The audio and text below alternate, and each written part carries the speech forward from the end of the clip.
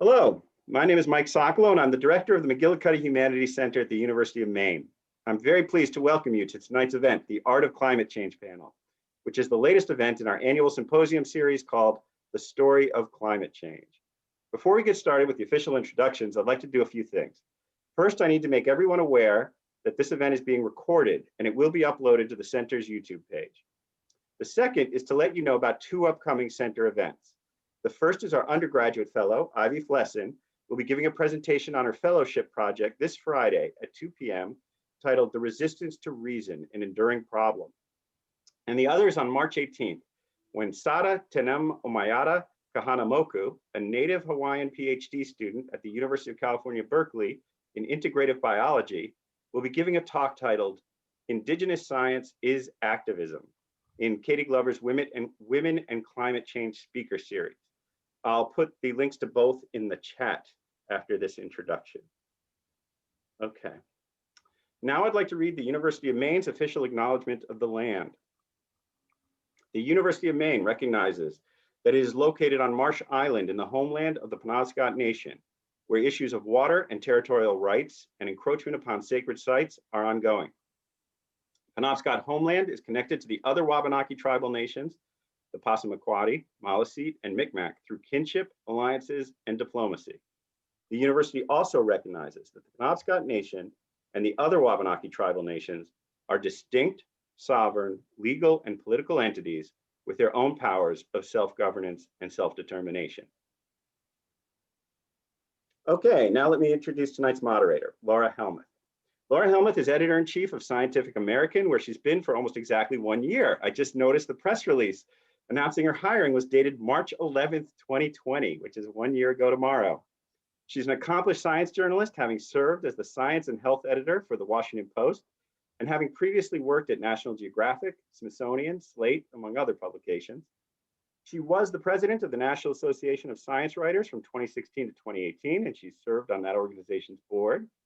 And even though Laura's remote tonight, I'm very proud to say that Laura was the 2015 Alan Miller Fund visiting journalist at the University of Maine, which is when we brought her up to Orono, and she did a wonderful job inspiring our student journalists. So for me, Laura's always been an honorary black bear. With that, I'll remind everyone that if you have questions during tonight's presentations, please go ahead and type them into the chat box. Over to you, Laura. Hey, thank you so much. Thank you, Mike, for organizing this. Thanks to the University of Maine for having us. It's great to be back.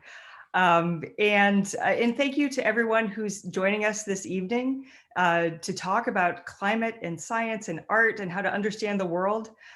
For those of us who are science communicators, it is the great challenge of our careers to help make climate change comprehensible, to help people kind of grasp the enormity of it, that it is real and it's not a conspiracy, that it's urgent, it's happening now, and to kind of help people understand what to do about it. Of course, it's tempting to look away, to think there's nothing we can do, to think it's not our problem, that it's just for scientists to think about, but it's really on all of us to care and to support good policies and to insist on protecting the most vulnerable people and places and future generations. So to do all this, we need absolutely every modality. So words are nice, but we need, everything. We need equations, we need physics, testimonials, photos, charts, and we really need art. We need to make everyone feel like they're welcome in decisions and discussions about climate change, and that they are part of the future of the planet, and to make everyone feel kind of empowered and included and part of the solution. And we need emotions and sounds and vision and imagination and inspiration. And so for all these reasons, I am just delighted, thrilled tonight to be talking with these two excellent, amazing artists and to introduce you to them if you don't know them already. And they're finding new ways to express climate change and to reach people and to inspire a deeper engagement with some of the most important issues in the world. But of course, it's all very serious. Climate change is very serious, but their art is also, it's gorgeous, it's stunning, it's inspiring.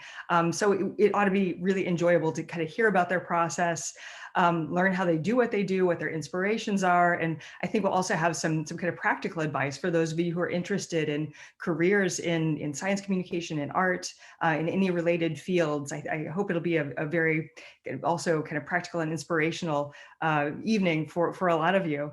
And as Mike said, please do send in your questions and we'll get to them at the end. But first, I'm going to introduce Jill Pelto. So she is a climate scientist and an artist based in Westbrook, Maine.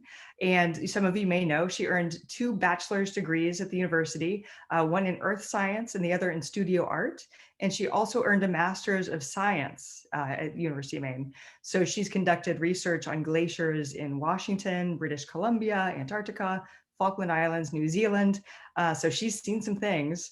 And her artwork incorporates scientific research and data and uses watercolor paintings to communicate the human environment connections. She was on the cover of Time magazine in July 2020. And in her interview about that piece, she said, quote, "It depicts a critical grouping of global climate data dictating our present and future action.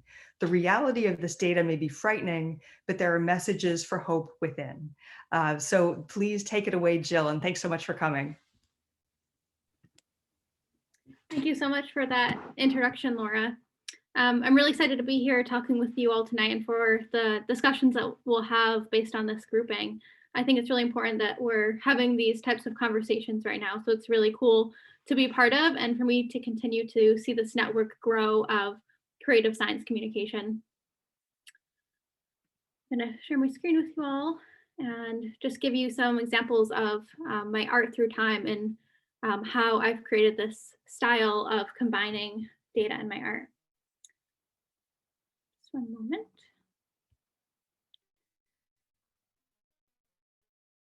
Right. So right now, what I tell people that I do is I work as a climate change artist and I work as a science communicator. And so those are kind of the different factions to the career that I'm building since leaving the University of Maine.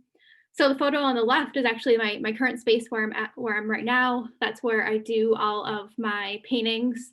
And I look forward to, in the near future, having a bigger studio space, but this is a great one for now while I'm in the Portland area. And the photo on the right, I'm creating a painting in Washington State. I'm going to talk a little bit about the research that I've done there. As Laura mentioned, I also have that earth and climate science background. And so having those studies and getting to do research around the world has really helped inform my art and help me understand climate change, both in the past and what humans are causing today. So in the photo on the left, I'm in New Zealand. I'm taking a sample of that large boulder that many thousands of years ago, a glacier would have deposited. In the top right, I'm in the Falkland Islands, which are off the tip of South America, and I'm measuring that thick deposit of soil. In the bottom left, in Antarctica, where I did my master's of science research and was studying how the ice sheet will be responding to warming today. And then in the bottom right, I am again in Washington State, where I work on the mountain glaciers. This is a photo of me in Washington State this past August. I work with a project called the North Cascade Glacier Climate Project that my dad, Dr. Pelto, runs. And so I have the opportunity to be a field assistant with him and co-lead the project. And so basically the point of it is to every summer go to the same group of mountain glaciers in Washington and measure how much they change from year to year. So how much snow did they get that winter? How much melt happened that summer? And just how much are the glaciers getting smaller over time? And besides just knowing the answers to these questions, a big reason why we do this is because all of that snow and ice behind me is a really important water resource for the state, for people, for the ecosystem. And so we want to know how fast change is going to be happening. Working in a place for so many years, I've been working in Washington for over a decade, has made it a really personal experience for me as well as doing science there. So I'm going to show a few photos of some of the kind of examples of climate change that have been really powerful for me working in that same location. So this is just showing example of the forest fire activity that we experienced there, showing the same lake. It's this really beautiful like teal color. It's called Blanca Lake. It's a really popular hiking destination, and it's fed by a glacier that's in the opposite direction from this photo. And so you can just see how the wind shifted direction from one day to the next, and it got really hazy from forest fire smoke. And I started working at this location in 2009, and I think it was really starting in 2015 that I began to see this happening. And since then, it's happened every single year. And so it's just a really kind of scary and striking change. And then this photo just highlighting how different it looks when the glacier has fresh snow, and it from the winter before, it's still like bright white. It doesn't have debris covering it yet, like on the left, and then on the right, when you have past year's snow, because all of the winter snow has been lost, and it's just that striking change. It's no longer as spectacular looking. And then just this last example of change that I've seen in Washington. This is again me this summer, and behind me is the very end of a glacier. It extends for a few miles over the horizon. And I am standing where the glacier ended when I first started working here, just in 2009. So I don't know the number off the top of my head, I forget, but a couple hundred feet of retreat. And then just thinking about not just that like distance, but also the amount of volume of ice lost over that distance as well. And so that's just 12 years of change for that to happen. And that's just, of course, a story around the world. And so just a final photo of that area. This is what the mountains, the larger mountains in Washington look like. They're just covered in snow and ice. Not only is that beautiful, but you can imagine how that much volume is absolutely vital water resource for those areas in the summer. And so our project is really important in capturing how much these glaciers are going to be changing. They will not be completely melting away and retreating, but they will be getting a lot smaller. So to kind of sum up what I have learned as a scientist and how that has compared to what I'm doing as an artist, I think there's a lot of overlap. So as a scientist, I learned how to do that research. So in Washington, learning how to study how the glaciers are changing and why that matters. And then just more broadly learning about our Earth and climate system so I can better understand why humans are causing climate change and what that might mean and what that might mean for our future. As an artist, I have more learned how to create pieces that tell a story and really use, in my case, visuals to tell that story and use the beauty in them to share emotions about topics that I think are important or that mean a lot to me. And so my goal in combining those two is to make pieces about science that I view as important or others view as important, and as a result, bring that emotion to the story. I think personally for us, for scientists, that emotion is there, but it's not going to be necessarily translated in the research and the data and the papers that we put out. So then it helps to have those other means of communication to bring that element for other people. My art reflecting science really started when I was doing science field work. And so I would bring supplies with me into the field and create paintings like this one that was capturing what was in front of me. And I found in those moments, my process was observing the landscape and really thinking about what changes I saw, what the ice was doing in a location, or how the plants had changed their growing season that year. And I would be taking those moments to really pause and observe the environment. And so I would make paintings just like literally about the field work that we were doing. And that was my way to express and communicate as I figured out how to combine my passions. This is the first painting that I made where I came up with the idea of incorporating data in this specific way.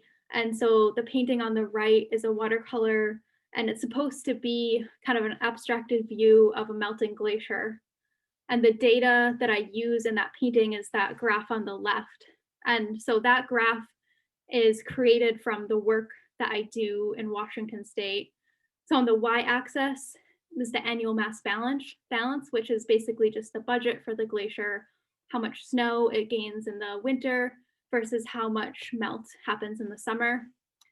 And so when it melts more, it's going to be having a negative balance or negative budget. And then on the x-axis is just the time frame, 1984 to 2014. So 30 years of change, showing that very negative trend line as the glacier gets smaller. And that goes up until 2014 because I created this painting upon returning from Washington in 2015. It was a really bad year of drought and forest fire, like those photos I was showing. And so I had that strong emotional impact of working there. And when I came back to the University of Maine, where I was at that point an undergraduate student, I felt the strong need to take that data from the project and show my classmates and people around me what I had seen and experienced out there. And so that's what resulted in this first painting and many others to come.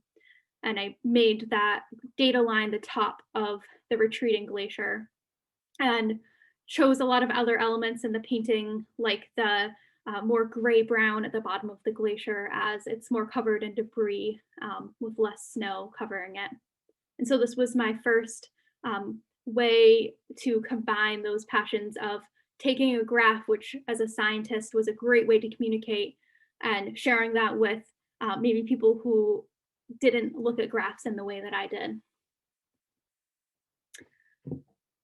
This is a painting I made in 2018 about the Gulf of Maine, and I made it for a online conservation journal at UMaine called Spire.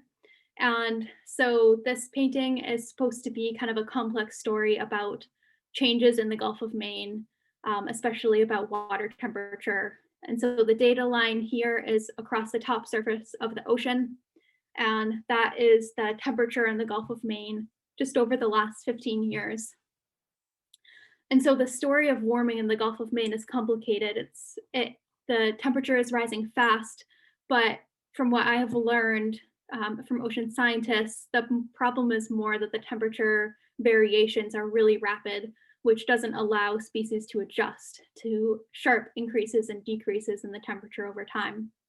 And I chose species in this painting based on stories here in Maine. And so the fish are cod, and I have them disappearing across the painting as they've been overfished in Maine to the point where you often are no longer allowed to fish them. And then chose shrimp, who are also often overfished, lobster, who are sensitive to temperature and have an uncertain future in the Gulf of Maine, despite their importance here. And then in the sand, soft-shell clams that are burrowing in, which are very susceptible to changes in ocean chemistry.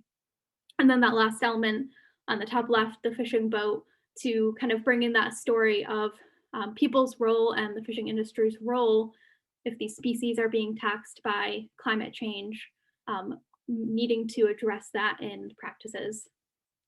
So I just wanted to outline kind of this on the right and writing the process I go through and creating something like this, because I'm first just choosing an idea that I care about, that I've learned about, that I've heard about from someone, something that strikes an emotion in me, and I want to find a new way to share that story in my art. And so the second step, once I have the idea, is searching for data, which can be a really difficult part of the process. Maybe the data I'm kind of hoping exists doesn't exist. Maybe it's hard to find. Maybe I don't have access to it. And so in that part of the process, I also often will talk to researchers in the fields about the work, and also to make sure that I'm telling the story of their research correctly, because oftentimes there's a lot more behind the data than just that one graph line. And then third, once I have that topic and data, that's when I can begin to create the story that I played out in this piece and make sure that the narrative is coming together in the elements that I chose. These are just some process photos of that piece. And so it starts really simple.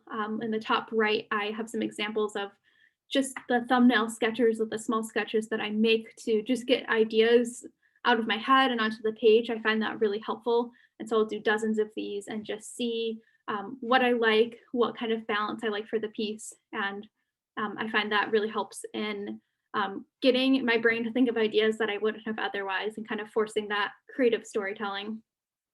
And once I have that idea, I make my final sketch, like in the 3 panels, the left hand, and I paint directly on top of that sketch because up to that point, my painting is more planned and detailed. And it's when once I start painting that I kind of loosen up more and don't worry as much about the kind of precision of the work.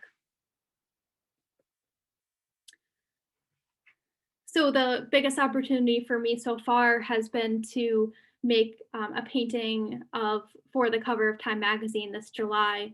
And so that came about, I think, because the environmental art field is really growing, but at the same time, it's still kind of a niche within the art world, which can be useful. And so the creative director of Time contacted me actually a year before and had expressed interest in my work, but decided to go in a different direction. And every July, Time magazine does a climate change based issue. And so he recontacted me and asked if I would be interested in making a piece for the issue. And I think that made me really get the perspective of, I could have even contacted them and tried, and in my head, it would never have happened. It would just be such a long shot, but it's always worth it to try. You never know who might be interested in what you're doing. Anyway, so I created the piece, but it was very much in mind that, it might not be used. It would only be used if, they decided it was a good fit with the issue. And so this was the final painting there on the left. And then they created this animation to show how it was first the data behind it, and then how my painting added to that data and made it, maybe for some people more beautiful, more emotional, like more understandable. And I'll show on the next slide, like what all of those data lines are. So I pitched some of different ideas to Time and this was the idea that ended up getting chosen, but the data lines are from the bottom, sea level rise from 1880 to present, and then I have total land ice loss. So that's by land ice, I mean the ice sheets, which are Greenland and Antarctica, and then also all of the glaciers, like those in Washington and around the world. And so then above that, I painted with the trees, renewable energy consumption globally, and to show kind of that message of kind of global action and change. And, while it's not fast enough, it's still showing that progress. Above that, that is actually not CO2 emissions, that's global temperature. And so that is like the yellow kind of bar in my painting. And so then lastly, for the top gray area on the painting, I chose CO2 emissions. And the reason I chose the emissions from the year is because Time was interested in highlighting how COVID had caused a reduction in CO2 emissions into the atmosphere. And so while our levels in the atmosphere of carbon dioxide will continue to increase, there'll be they predicted a slight decrease in emissions due to, I think, largely like decreased travel and things like that.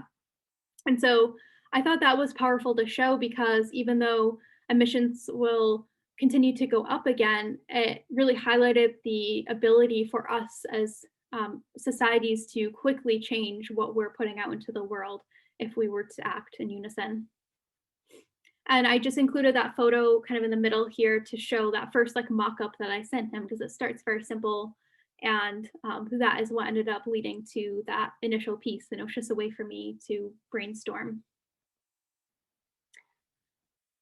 And then the last painting I wanted to share, I finished just the beginning of this year, and it's also about the Gulf of Maine.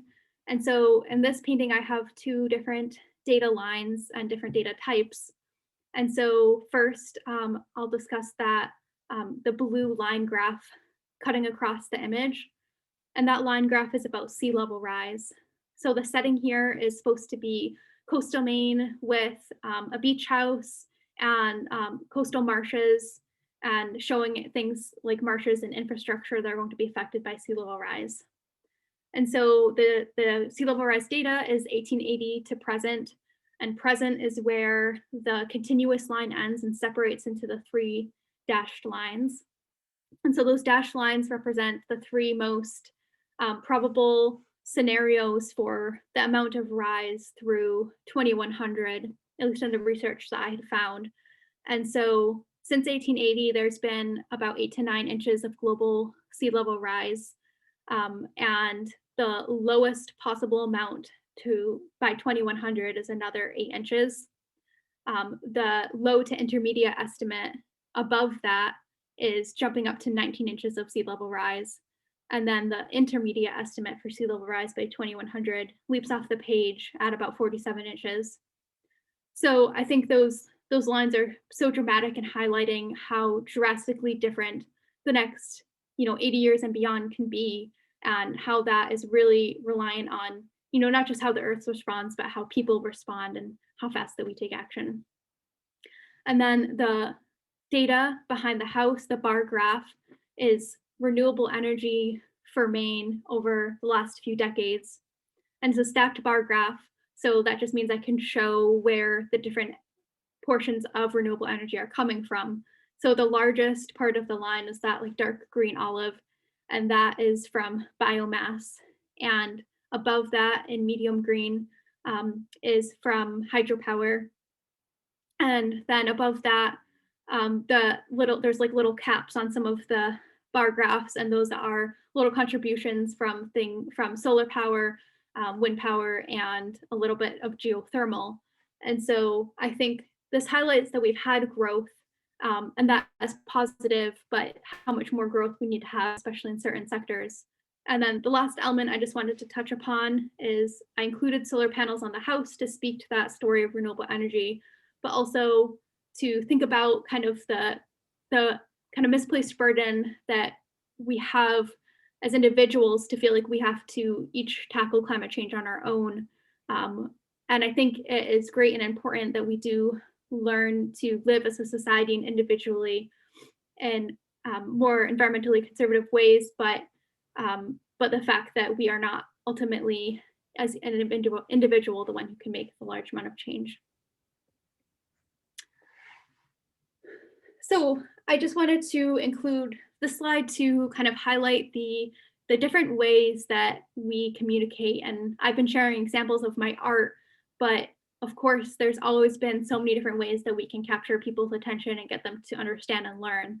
So on the top left, I just included a screenshot of the website for the project that I work on in Washington.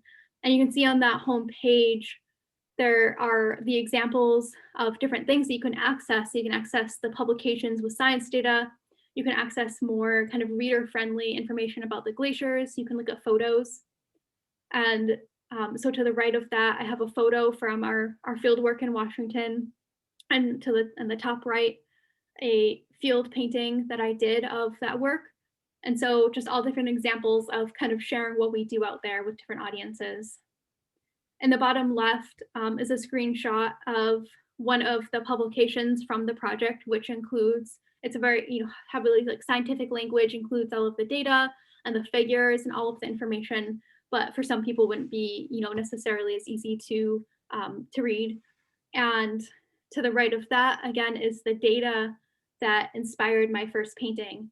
And so I kind of like to just highlight all these different ways to share with different types of people and how they're all, important in their own unique ways. One aspect of my work that I have really been pushing over about the last year and a half is bringing my art to students, or bringing the idea of data art to students. And so I've helped design many different styles of the curriculum of having students create data art. And so sometimes I provide students with graphs and they can illustrate them on their own. And sometimes, students research topics that they care about, they find their own data, and do it all themselves.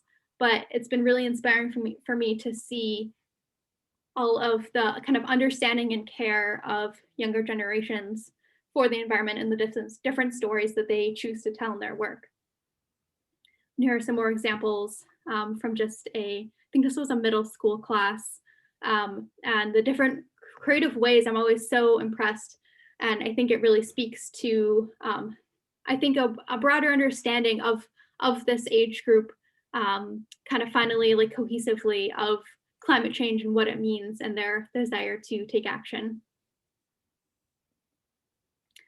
And then lastly, another way for me to bring these ideas out into the world is through things like my time cover and on a book or a magazine, or I have my work on one pair of skis.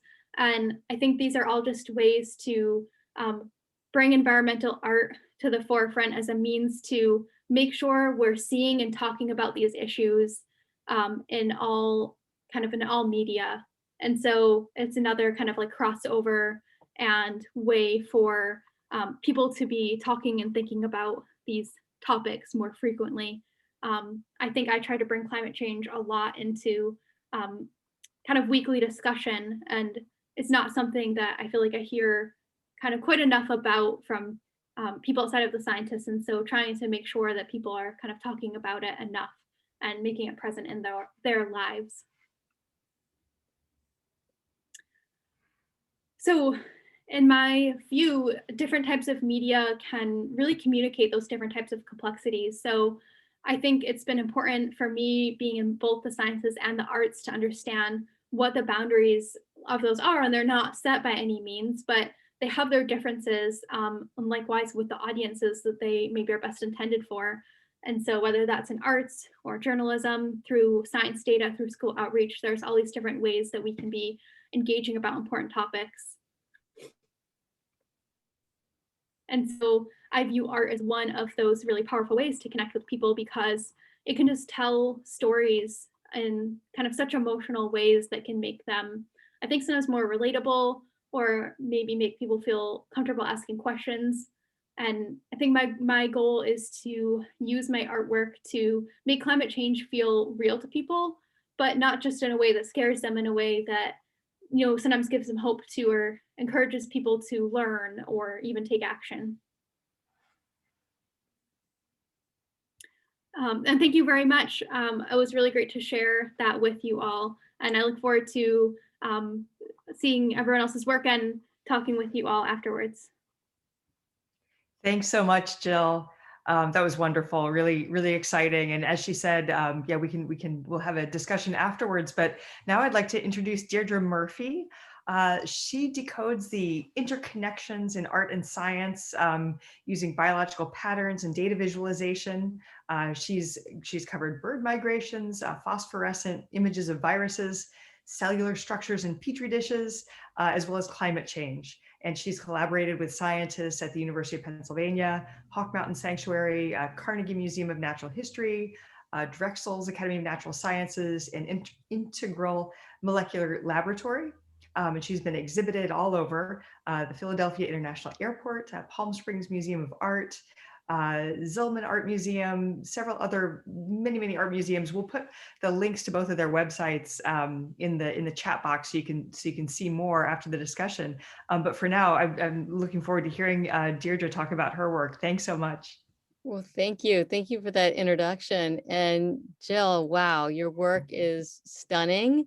Your mind is equally as stunning. It was just really inspiring to see your work, and you're going to be a hard act to follow, but I will try. Thank you so much. I look forward to seeing your work. Absolutely. All right. So, and I'm going to lead with one of your beautiful pieces. So there we go. So can everybody see the screen? Are we good? Looks good. Thank you. Awesome. Thank you. All right. So I come about this journey of art and climate change first and foremost as a painter and as a daughter of a scientist. So I grew up in the lab. My dad, Dr. Martin Murphy, is a hematologist oncologist, and on the task force of COVID-19. I grew up just in the lab looking at electron microscope images of, red and white blood cells. And it just was a very familiar kind of scene for me. And so as an artist, collaborating with scientists just was a natural connection for me. And so what I have done in my work is I have connected with ornithologists and behavioral biologists and cartographers in the beginning. This is probably like, I don't know, 15, almost 20 years of work or research where, I will start a painting. Like in this one, Spring Jewel, I looked at the little goldfinch and looked at I take the maps. This is from Powder Mill Nature Reserve, part of Carnegie Museum of Natural History, and they shared their data of songbird migration. And so the kind of, this almost looks like Mardi Gras beads, that's the Atlantic Flyway, coming up from Mexico, pinching in around Cape May, where I am in pretty close in Philly, and then going up to Mexico. And so looking at how I can utilize scientific data to express the changes in bird migration is the beginning of my kind of journey. Let me see if I can get this right. There we go. So Winds of Change was a exhibition that I had in Philadelphia, and I worked with Hawk Mountain Sanctuary on this one. And I wanted to really try and educate the viewer to the crisis of climate change and global warming, but I wanted to do it through the hook of beauty and that narrative that wouldn't be kind of finger wagging and make people feel the intense negativity that indeed is there, but to take the colors and the beautiful bird forms and images and really kind of hook the viewer with beauty, hopefully, and then softly educate them with the climate change awareness. And of course, my the kind of the father of my interest in the sciences or in ornithology would be Audubon, and so I have a little image of Audubon there. Looking at scientists' graphs and data, I also really love to go in the field and volunteer and work when I can. And so this was during a brooding season, in right outside Philly, and working with some of the scientists from University of Pennsylvania, where I had taught for years. And so they invited me to go bird banding. And that was just an amazing experience where I could go out and really just draw from the birds and just observe the scientists and help them gather the data. Some of the paintings I do, in the traditional plein air landscape, way of the Impressionists where, I'll just hike out there and do a landscape painting, but at the same time, a lot like Jill, where I'll do these sketches in the landscape. And then I'm working with the scientists. These are convection currents looking at how murmurations or these birds flock and fly and how they're able to travel hundreds of miles and, withstand the elements. And so looking at wind current and of course climate change having a huge effect on the migratory birds. And then this is the one that this series went to the Philadelphia International Airport, and I was really thrilled about this because you can see, here we have, the data maps embedded in the paintings. But I love the fact that these paintings were at a major international airport where people are migrating literally to work or for pleasure, or they're immigrating to different countries. And the fact that birds really know no boundaries. They don't have country boundaries like we do, and they don't have these wars and this conflict based on these arbitrary and artificial boundaries. That birds are free to fly and they're free to migrate and immigrate where it best suits them. So this is just some of the maps, the data that I would, was lucky enough to borrow and learn from the scientists at Hawk Mountain. Of course, these are all raptor based, but I just see these as gorgeous abstract drawings. And then I would take some of these drawings and have done some public art with my husband, Scott White. He teaches still at University of Pennsylvania and is a sculptor. And so we were awarded this % for the art piece, and I based it off of the warbler that was affected by the Pacific Flyway, with the climate change in San Francisco. So the orange crown warbler was really prevalent. It's now on the watch list. And so why, a lot of it is development and all that's encroaching on their natural habitat, but it's also climate change. And so here I am in Philly, I'm looking at pigeons, right? Because, that's in Philly, they like the pretzels and the cheesesteak. So I'm looking at the pigeons and I'm drawing these flocking maps. So I'm making my own data, if you will.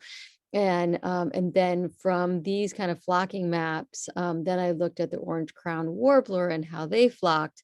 And then I came up with these kind of flocking patterns that then went into the sculpture. So a lot of kind of civic science. And then you can kind of see the sculpture embedded in the apartment complex. So this is in Dublin, California. That's just right outside San Francisco.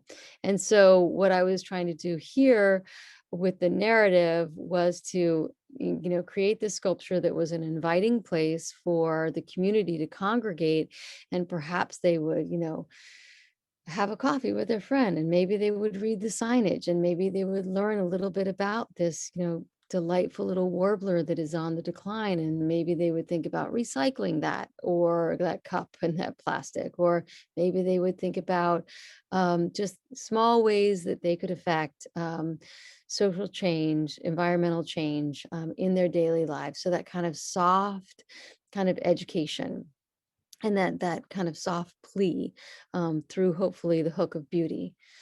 Another piece I've done is another public art piece at Dickinson College, and this was really exciting. I teach at Lehigh University, and I love working with the students.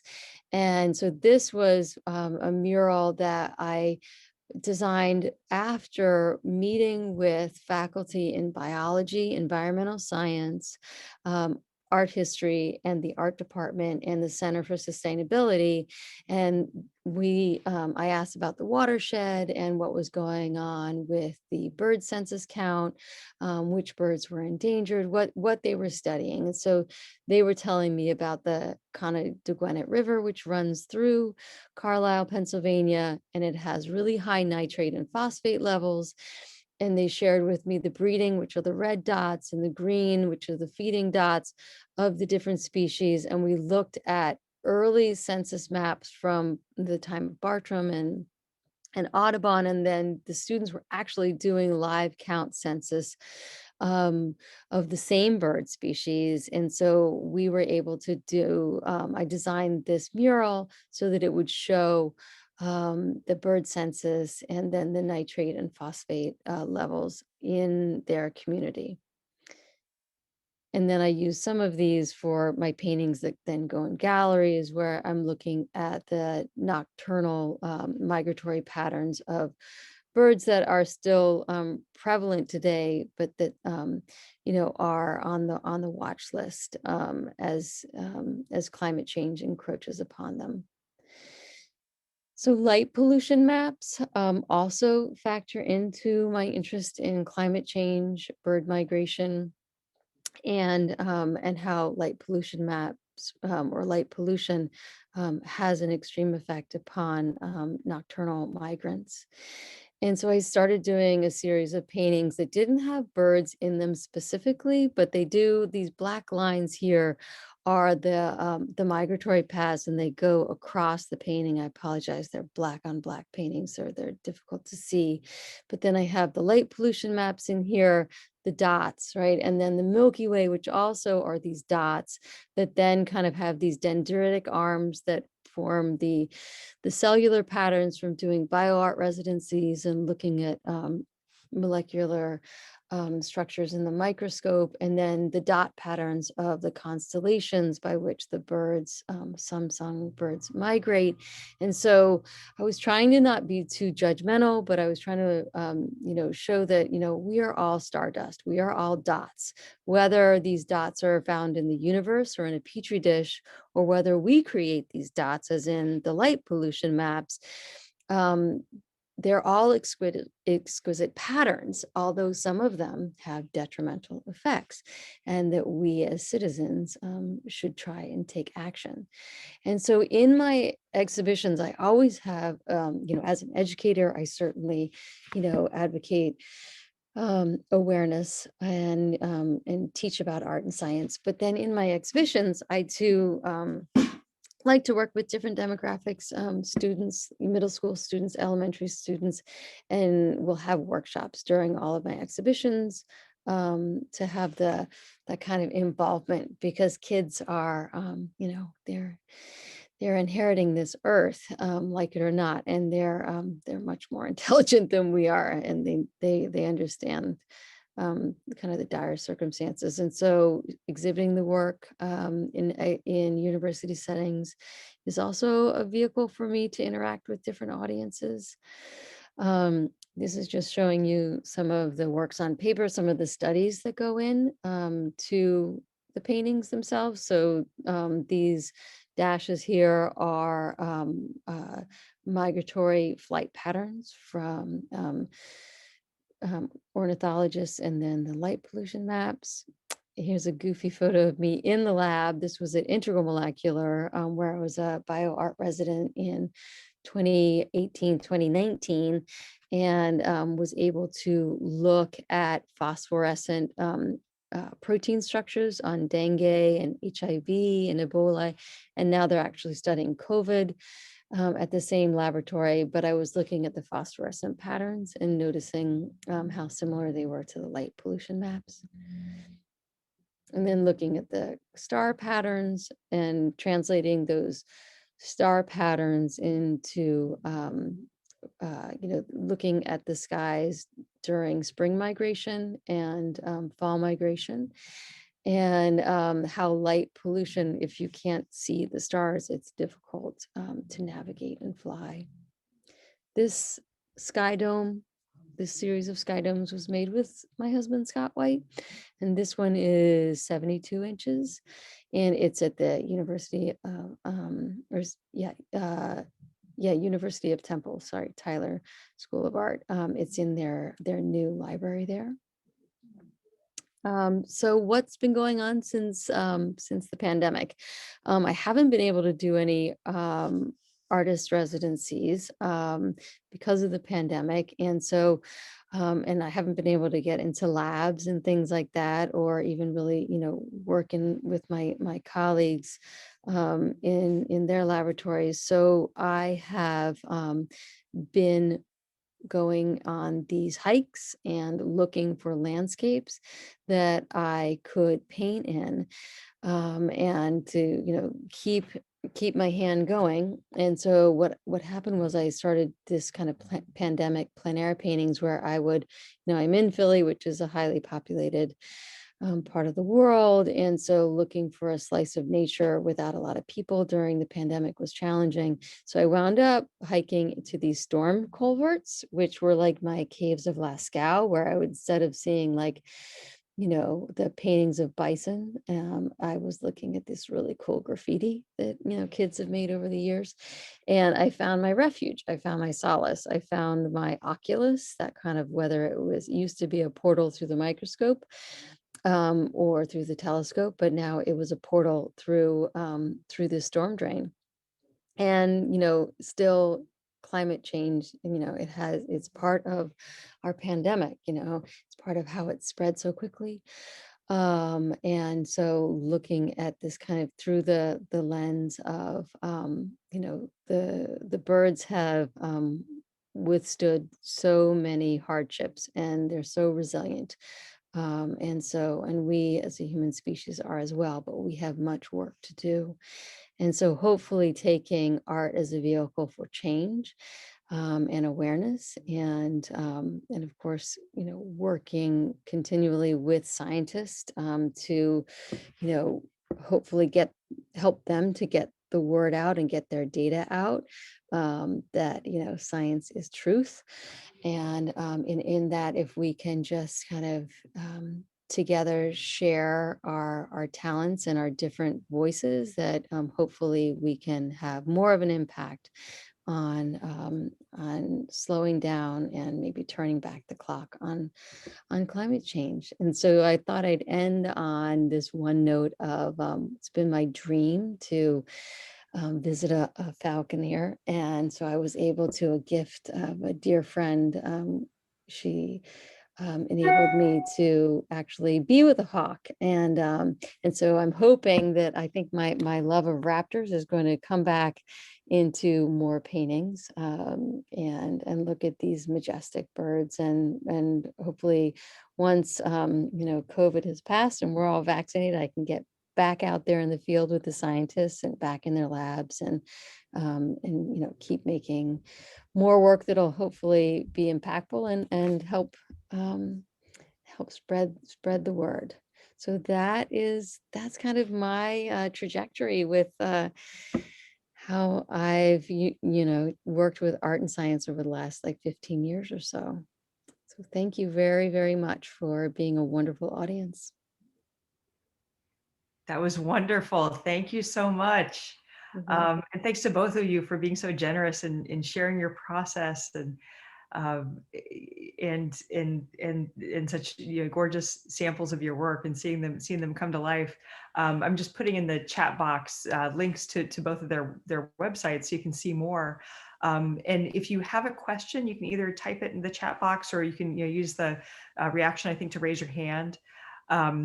But while we're doing that, to kind of follow up on what Deirdre was saying at the end, how do you think the COVID pandemic has changed, if it has, kind of your ideas about how to help people understand climate change? Or do you feel like any of the lessons from COVID are relevant for climate change, or for communicating about it, or for depicting it? And that question's for either of you. Mm-hmm.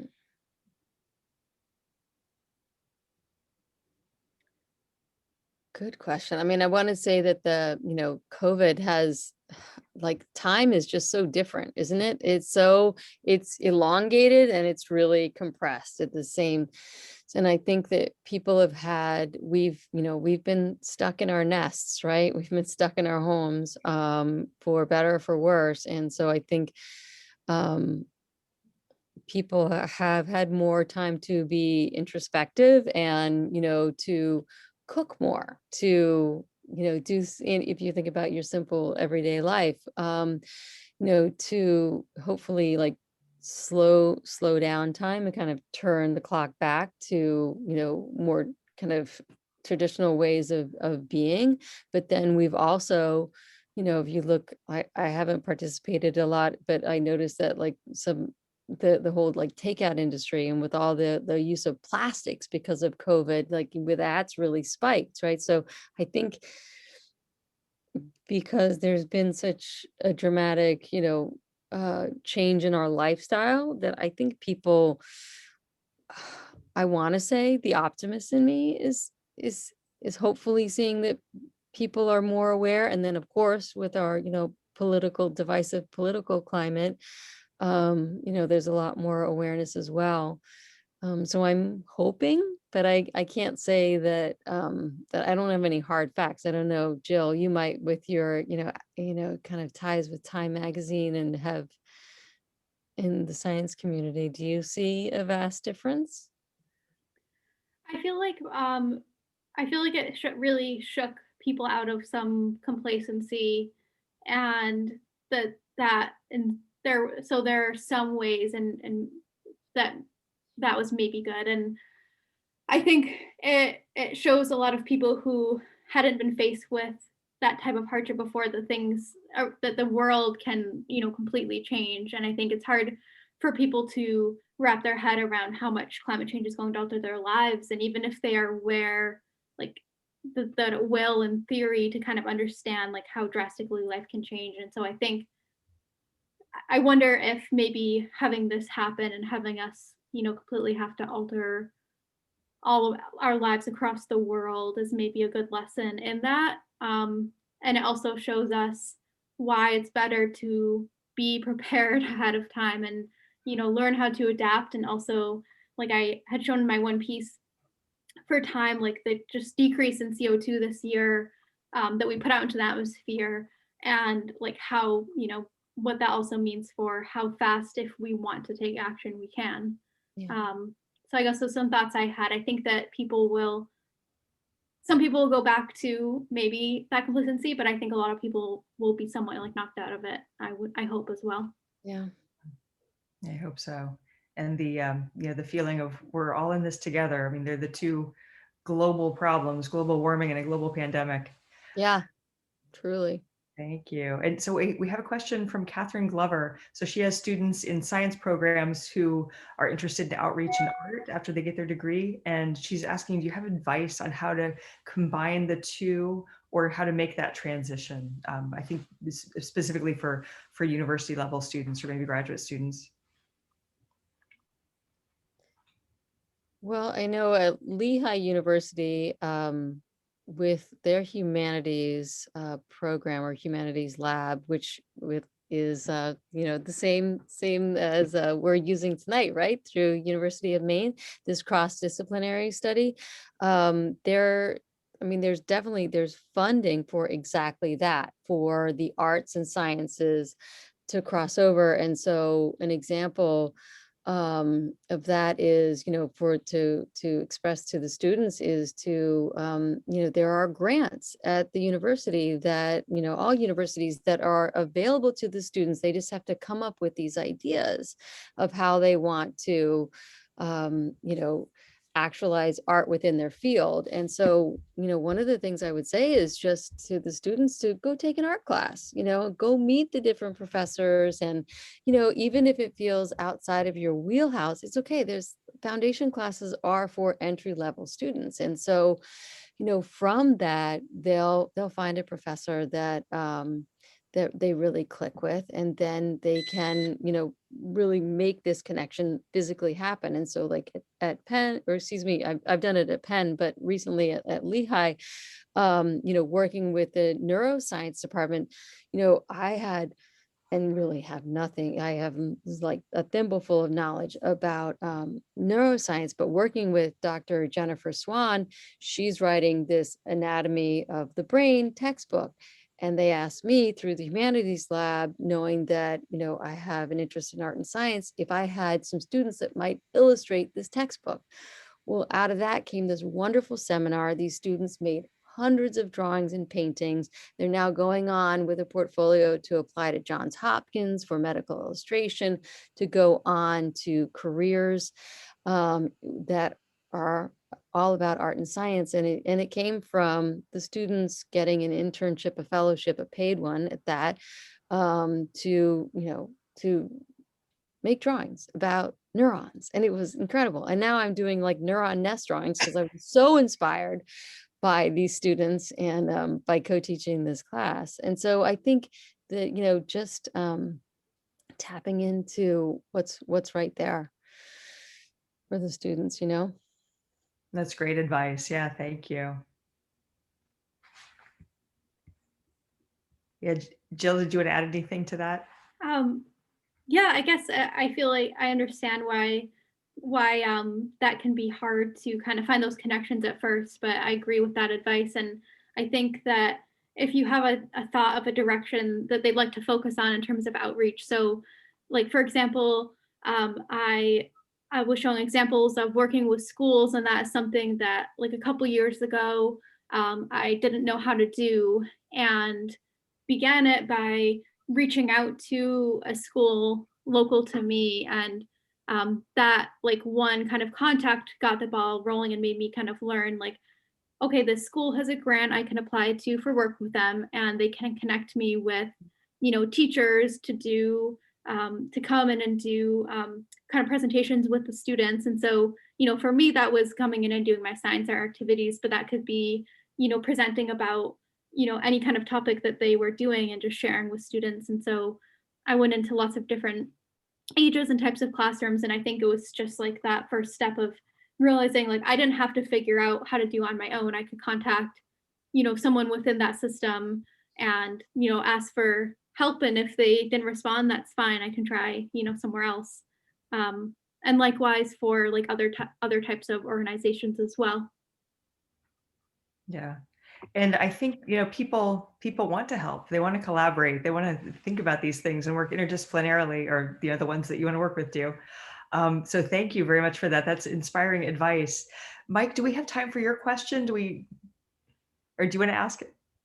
No, jump ahead to Nancy Fishwick's in the chat. It's a really good one. Oh, I'm good. curious about it too.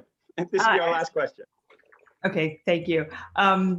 Let's see. Yeah, this is from Nancy Fishwick. She says, thank you very much for the breathtaking, meaningful art, which it is breathtaking. And let's see, this question for Jill. Did you get feedback from Time about the readers' reactions to your cover and to that issue on climate change? What did you find out from them? I got a little bit of feedback, but of course I got a lot of feedback from people in my life, but I think from the broader public, I only saw some. I think that was partly impacted by COVID, but the feedback I saw online and like sharing my work or sharing that work was overall positive. I really haven't had too much yet of kind of that. There was only a couple like responses to it, people like who are kind of not pleased with anything relating to climate change being communicated. So for me, there, at least on my end, there wasn't too much I saw, and I overall got a really like positive reaction and it connecting with people. And so I think that most of the time, like the people who are making that kind of effort to reach out to were the ones for who that was like the right means of communication, and it did express something to them that they felt. And so that's more the feedback that I get, which is good. And actually, real quick, Deirdre, did you get feedback from the people in the building in California or from the Philadelphia airport? Absolutely. Yeah, absolutely. I love it when I get a selfie from, people that are, either at the airport or, at the sculpture. And in fact, in one of my classes at Lehigh, I have a remote student who lives right there by the sculpture right outside San Francisco, and she had no idea. And then, I got to tell her about, the science and the data in the piece, and it's a 2D design class. So I was like, you're learning about shape and form, and this is 2D design, and this is 2D design, in a 3D space. So it definitely, and in the community, it's gotten really great feedback from the community just on they weren't aware of the orange crown warbler, and we did plantings around the sculpture that the orange crown warbler, because they usually nest in like 5-foot understory shrubs, and so we tried to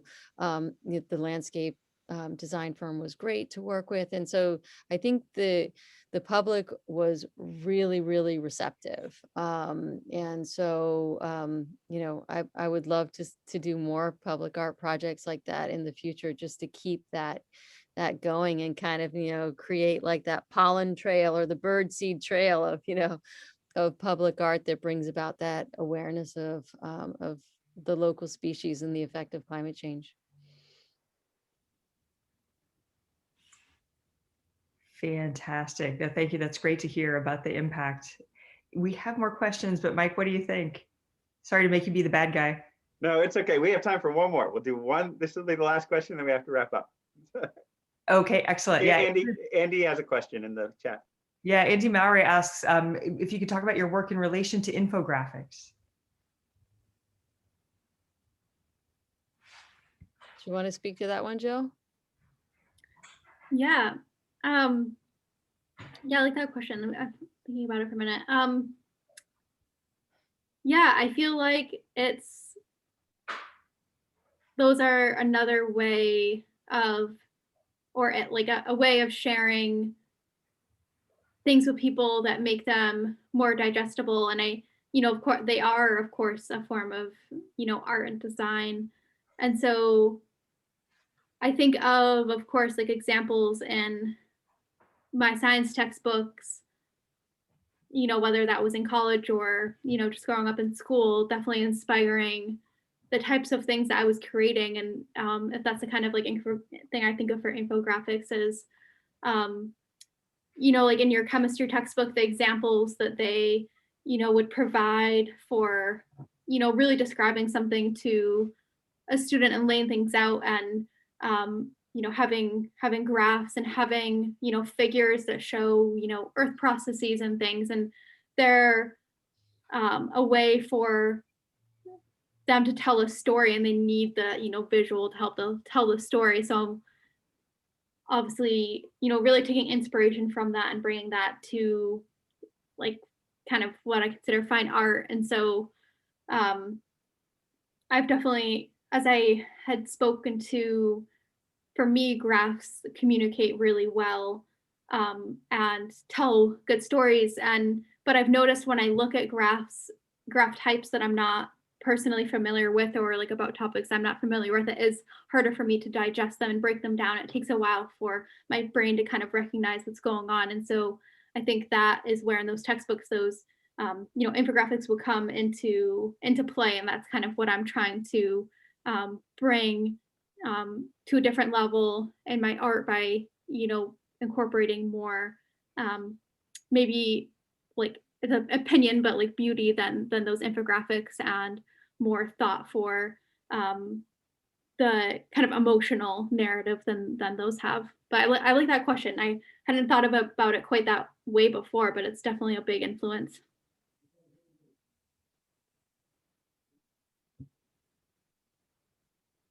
Nice, thanks. And Deirdre, did you want to add anything about that subject?